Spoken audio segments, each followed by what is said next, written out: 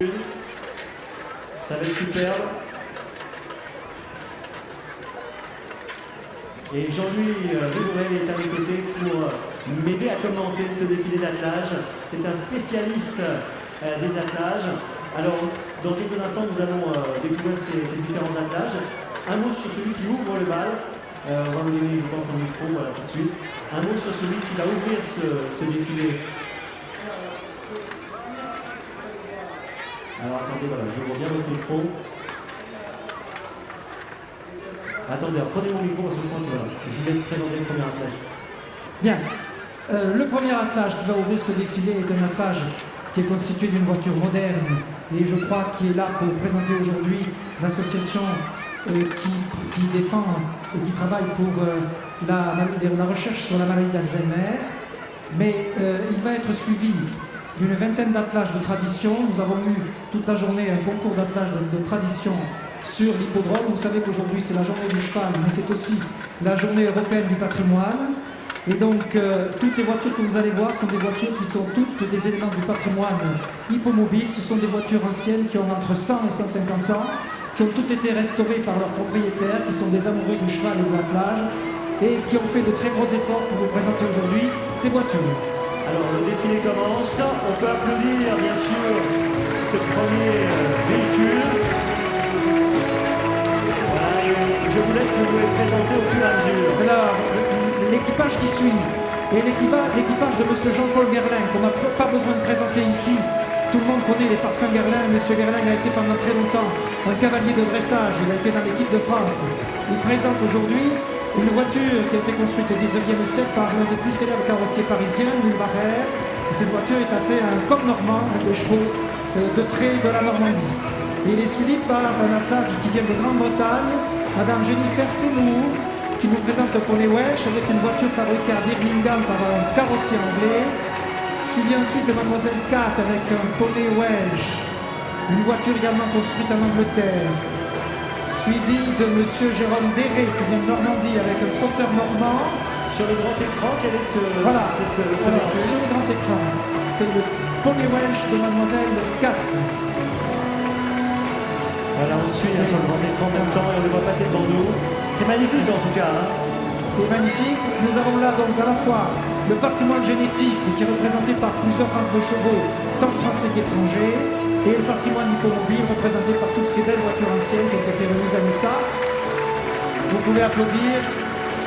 Devant vous, M. Christian Berens avec la voiture rouge et noire avec 2 chevaux noirs qui vient de Belgique, suivi de M. Joël de Strevel qui vient de Belgique également avec 2 chevaux Quadrupère qui viennent de l'arabe Quadrubi en République tchèque avec un break fabriqué par Henri Bender, un des plus grands carrossiers parisiens du 19e siècle. Sur le grand écran, Sur le grand écran, M. Jean-Paul Guerlain avec un coq normand et une voiture fabriquée à Paris par Louis Barrère, un des plus grands carrossiers parisiens.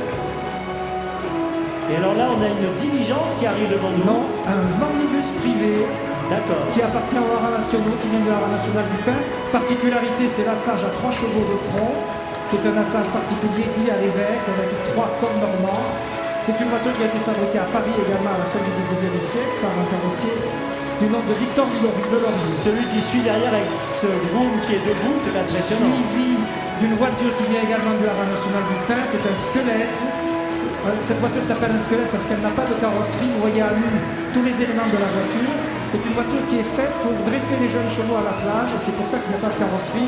Dans le cas où le jeune cheval fait des sottises et frappe la voiture contre un mur ou la renverse, on ne peut pas briser la caisse de la voiture puisque la voiture n'est constituée que du train.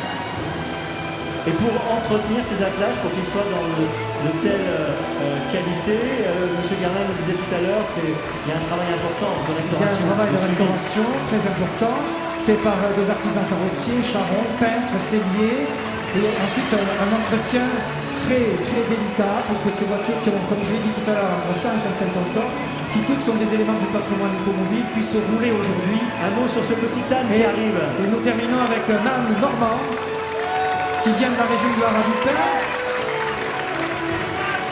Il est attelé à une petite voiture qui a été fabriquée par Labourdette, des grands carrossiers parisiens également, au début du XXe siècle. Ouais, c'est amusant ce dernier attelage, hein, c'est sympathique. Les ânes ont toujours la faveur du public, c'est un animal qui est proche des hommes, proche des enfants. Vous savez qu'ils avaient pratiquement tous disparu, que depuis quelques années, en France en tout cas, les ânes ont un public succès et on se remet à élever des ânes dans toutes les régions françaises, notamment en Normandie, avec ces ânes normands sous robe noire. Il y a également en Normandie les ânes de Cotentin qui sont eux sous robe grise. Voilà ces attelages qui passent devant nous. On peut applaudir encore tous ces passionnés, ces magnifiques attelages. C'est superbe. Vous pouvez les applaudir grâce à eux. Le patrimoine hippomobile se porte bien. Vous voyez que toutes ces belles voitures, au lieu de se trouver dans des musées où elles ne seraient plus utilisées, peuvent rouler, attelées à ces magnifiques chevaux et participer à des concours, à des manifestations diverses, où elles rappellent le travail magnifique des carrossiers, des selliers, des charrons, des peintres en voiture du 19e siècle. Là, on voit ce groom avec un cheval devant lui. Deux chevaux des haras nationaux, deux percherons, qui sont menés en tandem, montés. Donc un cheval monté et un cheval mené en grande guide, qui est en liberté devant le premier cheval. Ce sont deux étalons du haras national du pain. Devant nous, M. Guy Wagner, qui vient du Luxembourg avec un omnibus privé, attelé à deux magnifiques 2100 carrossiers. On a l'impression d'être dans un film, hein, c'est magnifique. Hein. C'est mieux qu'un film, c'est la réalité. C'est vrai. Et c'est très... Devant beaucoup nous, d'élégance. Hein. Un attelage à 4 chevaux, M. Christian Langlade, président de l'Association internationale d'attelage de tradition, avec 2 chevaux quadrubères du haras de Quadrubie et 2 chevaux de race Oldenburg. Où on a vu passer également l'attelage du Reine Mémoire Alzheimer. Hein, le premier qui ouvrait la marche.